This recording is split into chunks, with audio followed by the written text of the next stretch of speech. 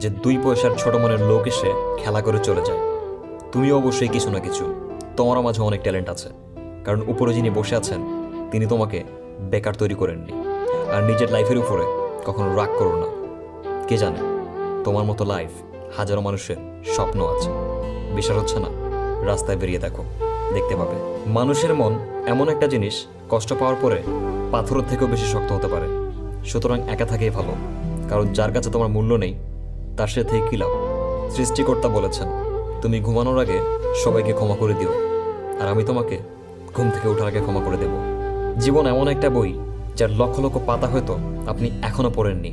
আর একটা কথা সবসময় মনে রাখবেন, আপনি হয়তো সবার কাছে পছন্দের মানুষটি হবেন, কিন্তু ঠিক তখনই যখন সবার আপনার প্রয়োজন হবে।